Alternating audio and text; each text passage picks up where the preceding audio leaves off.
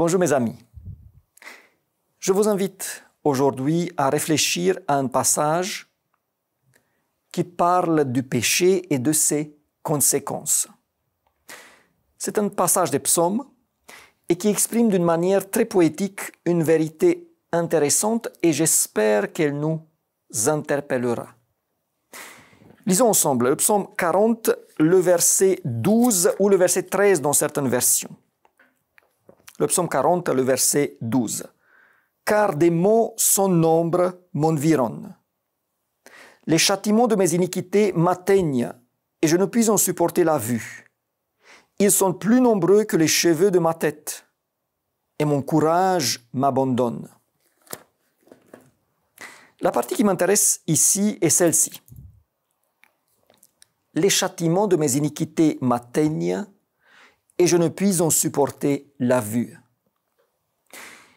À la première vue, il s'agit d'une vérité assez simple. Suite au péché, il y a un châtiment, des conséquences, et cela produit de la souffrance. Mais il y a une question à poser. Elle est d'une importance majeure. Une question que nous devons poser au psalmiste, mais que devrait se poser chacun à soi-même. Qu'est-ce qu'il ne peut plus supporter de voir?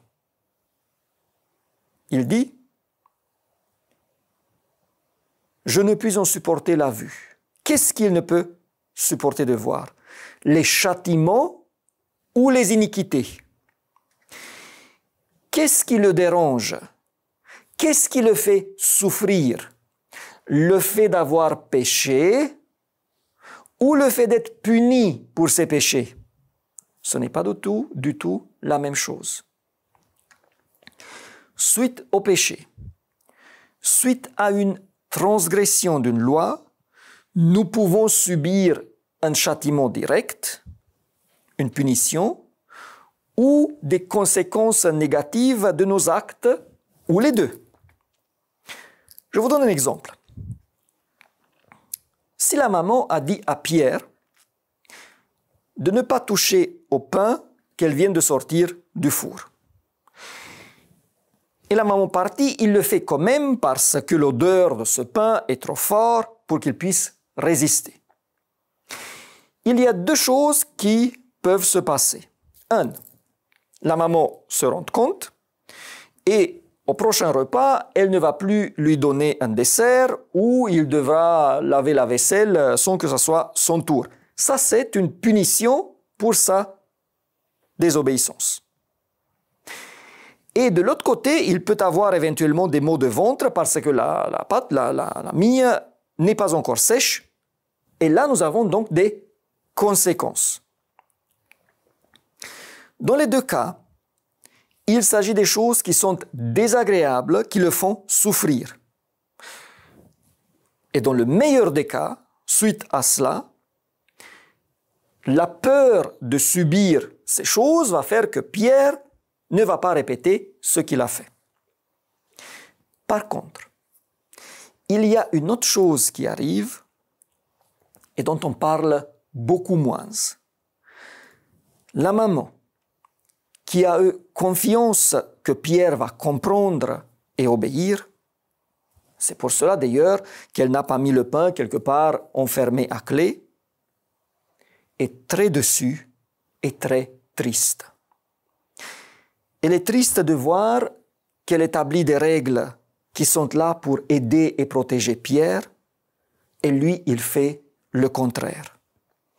Elle est triste aussi de le voir subir le châtiment et les conséquences. Et Pierre, lui, il est triste également. Mais est-ce qu'il est triste parce qu'il a été puni ou est-ce qu'il est triste parce qu'il a fait souffrir sa maman?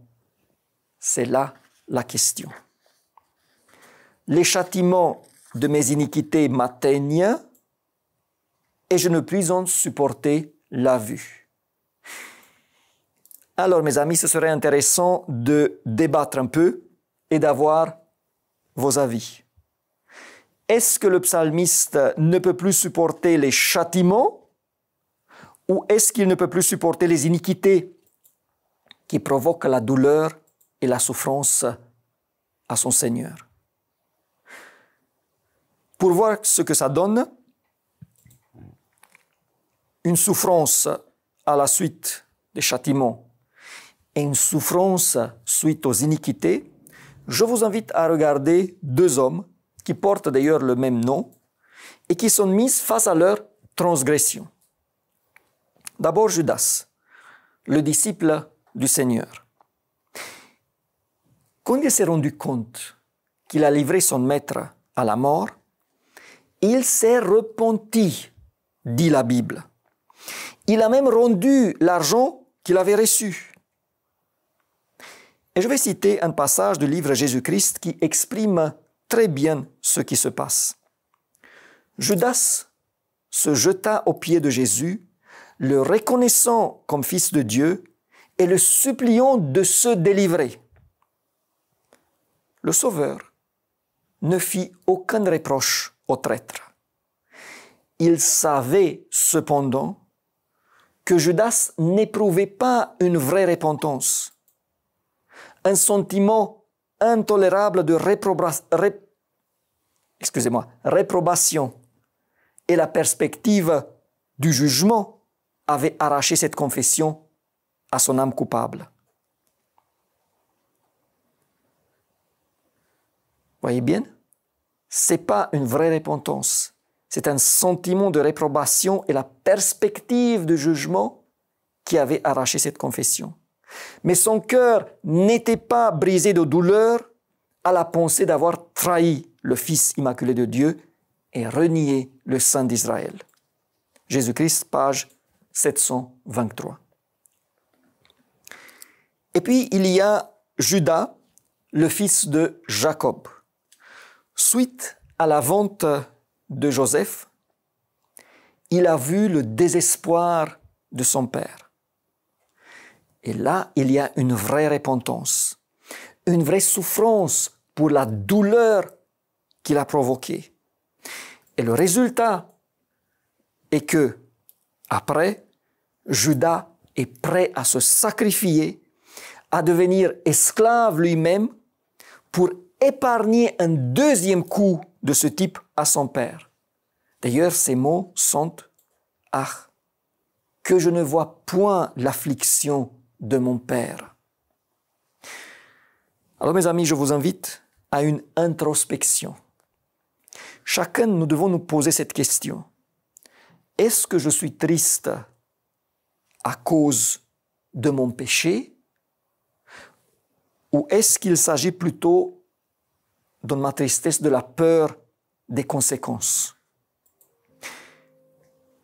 Quand nous allons pleurer à cause de la tristesse et de la douleur que nous provoquons à notre Seigneur bien-aimé, quand la plus grande peur sera de décevoir Jésus, alors nous irons dans la bonne direction. Les châtiments de mes iniquités m'atteignent et je ne puis en supporter la vue. Que Dieu nous aide à ne plus pouvoir supporter la vue de nos iniquités. Je vous dis au revoir et à la prochaine.